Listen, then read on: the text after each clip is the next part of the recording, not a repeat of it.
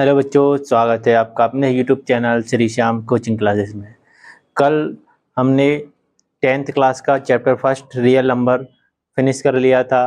तो आज करने जा रहे हैं चैप्टर सेकेंड, और चैप्टर सेकेंड का नाम है पॉलिनोमियल। आज ये जो क्लास है वो चैप्टर सेकेंड की इंट्रोडक्शन क्लास रहेगी। पॉलिनोमियल क्या होता उसके बारे में हम इस क्लास में समझेंगे। कल से फिर एक्सरसाइज के क्वेश्चन करेंगे। तो चलिए समझते हैं पॉलिनोमियल। हेडिंग डालना है इंट्रोडक्शन ऑफ पॉलिनोमियल। पॉलिनोमियल में सबसे पहले पॉलिनोमियल को समझने से पहले हमें क्या समझना होगा, टर्म क्या होती हैं वो देखते हैं। टर्म क्या होती है? टर्म में नंबर ऑफ ये टर्म लिखी हुई है, यहाँ पे 2x लिखा हुआ है। क्या लिखा हुआ है? 2x। तो यहाँ पे जो इसका कोफिशिएंट होगा, क्योंकि उसमें समझने के लिए पॉलिनोमियल को समझने के लिए हमें कोफिशिएंट और वेरिएबल समझना बहुत जरूरी है। तो यहाँ पे जो आपका कोफिशिएंट होगा वो आपका क्या हो जाएगा? 2x 2, और ये जो वेरिएबल होगा वो क्या हो जाएगा आपका? x। जैसे मान लीजिए अगर कोई लिखा हुआ है 3y, तो यहाँ पे कोफिशिएंट क्या होगा? y का 3 कोफिशिएंट हो जाएगा, और वेरिएबल पूछे तो वेरिएबल क्या हो जाएगा? आपकी y हो जाएगी।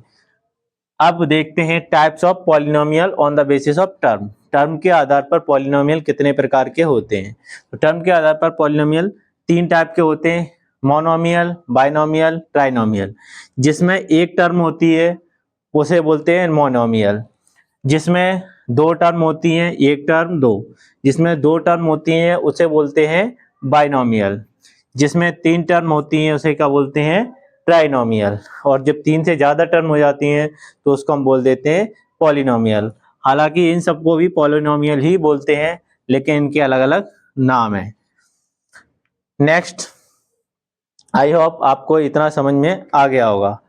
आगे बढ़ते हैं डिग्री ऑफ पॉलिनोमियल।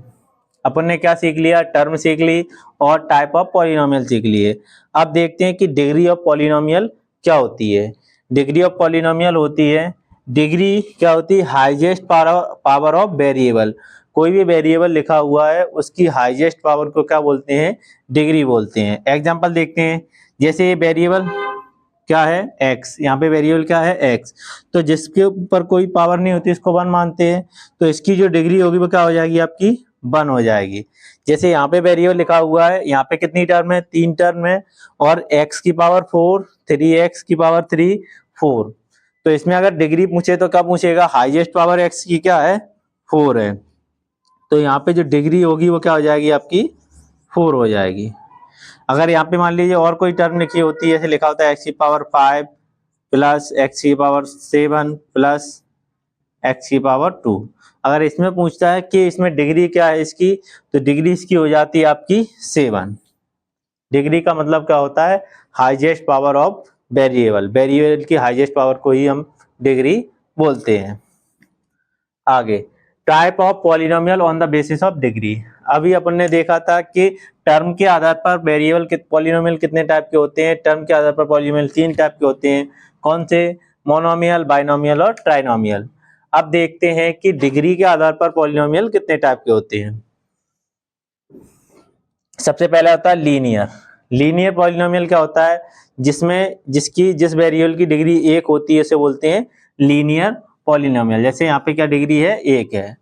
उसके आते हैं क्वाड्रिक पॉलिनोमियल।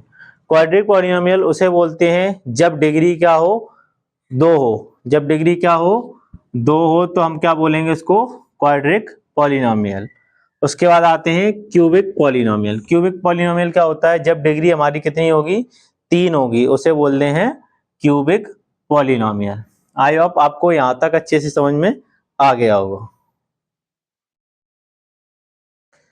तो चलिए देखते हैं आगे। आगे सबसे पहले हम इसको बाद में समझेंगे, पहले इसको समझ लेते हैं। क्या समझते हैं? Geometrical meaning of the zeros of polynomial. Geometric क्या बोला गया? Geometric meaning of the zeros of polynomial.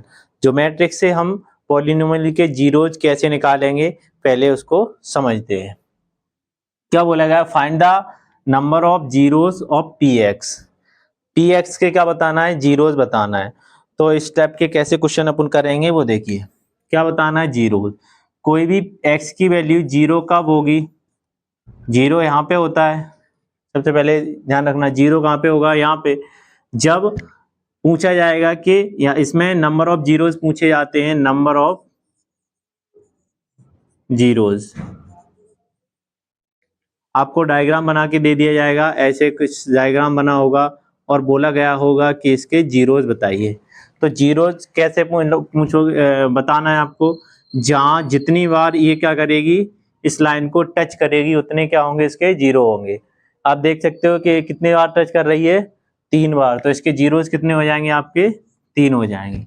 यहीं पे अगर दूसरा कोई डायग्राम देखते हैं, टच करे या फिर उसको काटे, जैसे ये ऐसे जाएगी और ऐसे ही काट देगी, तो भी इसके जीरोस क्या होंगे देख लेते हैं, 1 2 3 4, तो यहाँ पे जीरोस कितने हो जाएंगे, 4 हो जाएंगे।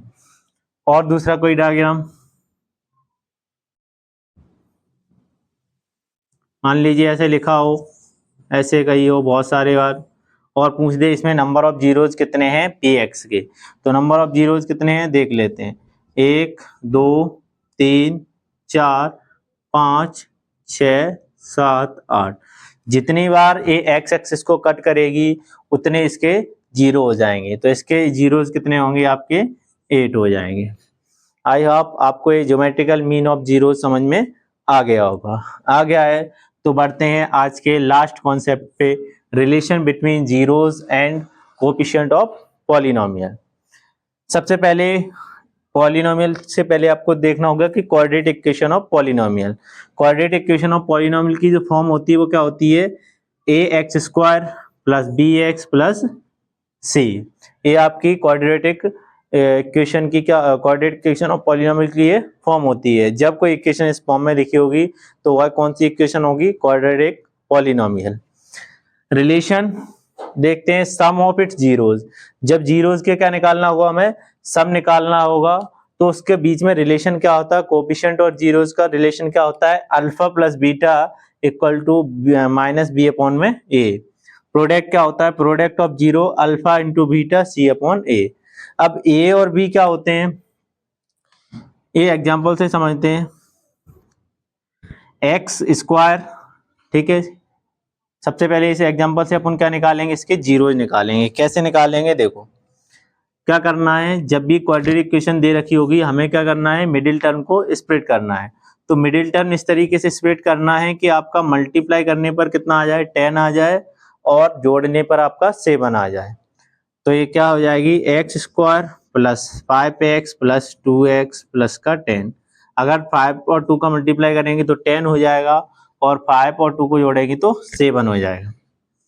x कॉमन ले लेंगे तो x प्लस 5, यहाँ से 2 कॉमन ले लेंगे, x प्लस 5 यहाँ पे बचेगा, तो x प्लस 5 और x प्लस 2 इक्वल टू में क्या रख देंगे आप, 0 के बराबर रख देंगे। x की वैल्यू यहाँ से निकालेंगे तो आपकी निकलेगी माइनस का 5, यहाँ पे x की वैल्यू निकालेंगे तो निकलेगी माइनस का 2।